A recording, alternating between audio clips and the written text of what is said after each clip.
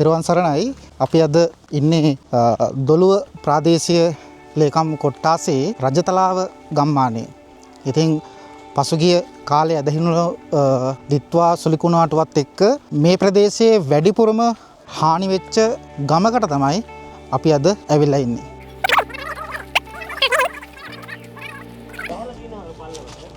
පේ අප්පෝ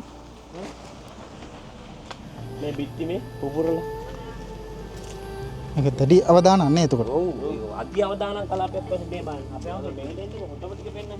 දෙකලා දෙන්න. ඔයාලා කල්පනා ආයේ බය වෙන්න එපා. ඔව් මේ වගේ මේ ටැක්සි දෙකේ ගෑක් අපේ අහුර. ඔය තියෙන පොළවේ ලෙවල් එක. ඒක එහෙම බහැලා තියෙන්නේ. අර යට ස්ලැබ් එකක්ද? අපේ අහුර මේක මේ පොළව මේ ඉදු තිබ්බ. අපි මේ ගෙවල් දෙකක් සාගත බලන්න ආවා. ඉතින් මේ ගෙවල් දෙකක මේ තත්ත්වය තාමත්ම බරපතලයි. මේ වගේ ගෙවල්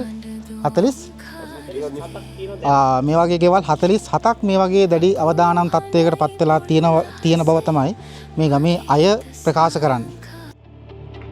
ගලන දොල පාරේ නුඹේ හඬ දෝංකාර දේ අකුණු හඬයි පොල්ලහසේ මගේ හිත සංකාවදේ. මේ ස්ථානයේ නායෑම නිසා අනතුරට පත්වෙච්ච ගෙවල් සම්පූර්ණ ගෙවල් සංඛ්‍යාව ගෙවල් 6යි. ජීවිත හානි 8යි. ඒ ජීවිත හානි 8න් 3ක් මේ ඇත්තන්ට හොයා ගැනීමට හැකියාව ලැබිලා තියෙනවා. අනිත් ජීවිත 5ම අපිට හොයාගන්නට බැරි වුණා කියලා තමයි ගම්මු පවසන්නේ.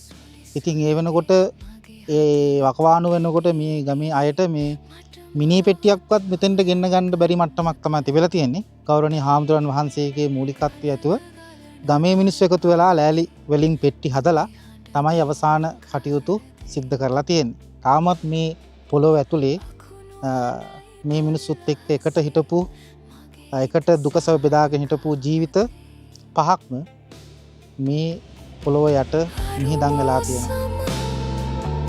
උඩු සුළඟේ මුලා වෙලා නොබේ සෙනෙහි ආගිය තැන් හොයාගන්න. අපේ හඳුන්නේ මෙතන මේ නැටුම් ගුරුතුමෙක් හිටියේ. මෙතන නා යනකොට අපේ හඳුන්නේ එදා 27 වෙනිදා 9:05ට විතර වගේ ඇති. මෙතන අපේ ගෙවල් 6ක් සහ මුලින්ම බිමට විනාශ වුණා. ඒ වගේම ජීවිත 8 දෙනෙක් අපේ හඳුන්නේ. ඒ 8 දෙනායින් එකම ගෙදර 5 දෙනයි බේරගන්න ගිය 3 දෙනෙක් හිටියා. ඒ 3 දෙනාම නැතු වුණා. බේරගන්න ගිය 3 දෙනෙක්ගෙන් දෙන්නෙක් ගිය අපිට බොඩි සම්බුණා. එකක් ඒ ගෙදර එක්කෙනෙක් ගියා. අනිත් එක අපේ හඳුන්නේ මේ පස් කන්දේ කොහේ හෝ යට වෙලා තියෙනවා. සෑහෙන් එව්වා. පිටරට යාමකින් ඇවිල්ලා හෙව්වා හම්බුන්නේ නැහැ. ඊට අමතරව අපේ හඳුරෝ මේ ඇවිල්ලා අපේ මේ සර්ගේ වාහන නැටුම් ගුරුතුමාගේ ත්‍රිවිල් එක බයික් එක වාහනේ මොකද මේ මිනිස්සුන්ගේ මේ ගෙවල් ටික ඉන්න අයට ඇඳිවත්ත පමණක් ඉතුරු වෙලා අනිත් සියල්ලම නැතු වුණා. මෙතන තියෙන අපේ තට්ටු දෙකේ ගෙයක් මේ තියෙන්නේ. ඒ ගෙදර අපේ හඳුරන්නේ කාමර ගෑල් ළමයිගේ කාමරේ පිරිමි ළමයිගේ කාමර මේක අනිත් පැත්තට හැරිලා. ඒ කියන්නේ ඒ තරම් මේ අපස්කන්දෙන් මේ එකක් වෙලා තියෙන ඒ ගෙදරත් ජීවිත අවදානම නැහැ මිනිස්සු ටික බේරුණා. ජීවිත අවදාන මැද තිබ්බ ටික විතරයි. වහන තියෙනවා. තව මේක ඇතුලේ මේ පස්කන්ද ඇතුලේ කොහේ හෝ තව බොඩිස් 5ක් තියෙනවා. ඉතින් හොයාගන්න බෑ අපිට කොහෙද කියලා. මේ 24 9:05ට විතර වගේ තමයි සිද්ධිය උනේ. ඒ කියන්නේ පොඩි වෙලාවක් ඇතුළත සම්පූර්ණයෙන්ම වමත් විනාඩි 10ක් 15ක්වත් මං හිතන්නේ යන්න ඇති කියලා. ඒ අතර මේක මීට කලින් නාය ගිහිල්ලා තියෙනවා. මීට කලින් අපේ හාමුදුරනේ ගල් කැටයක්වත් උඩ ඉඳන් ඇවිල්ලා නැහැ. දන්න කාලේ. ඔව් දන්න කාලේ. කොහොම අපේ තාත්තලාගේ ඉන්න ඉතිහාසෙත් එක බලවුවත් එහෙම එකක් ආරංචි වෙලාවත් නැහැ. පළවෙනි අවස්ථාව. නායයි කියලා එහෙම අවදානම් අනික අපේ හාමුදුරනේ මෙතන ලොකු එහෙම කන්දක් නෙමෙයි මේ. සාමාන්‍යයෙන් මේ පොඩි ඒරියා එකක්වත් තියෙන එකක්. මේ වගේ විපතක් වෙයි කියලා ජීවිතේට හිතා ගන්න බෑ. එහෙම වුණේ අපේ හාමුදුරනේ. මේ ගම්මානයේ මේ විදිහටම තවත් තැන් දෙකක්ම නාය ගිහින් තියෙනවා. එතන ජීවිත හානි කිසිවක් වාර්තා වෙන්නේ නැහැ. ඉතින් මෙතන තමයි මේ ජීවිත හානි වාර්තා වෙන එකම ස්ථානය.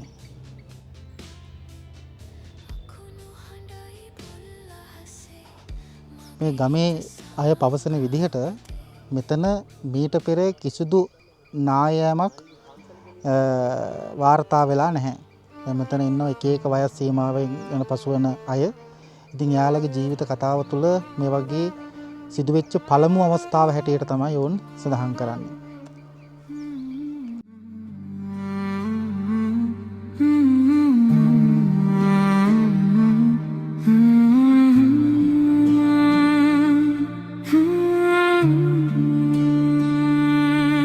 නිහඩියාවක් තිබුණු දේසෙකරු දුරු සුළගක් මහාවැස්සක් සමග උරනුර සටන් කරමින් සුණු විසුණු කළ අපේ දේශය.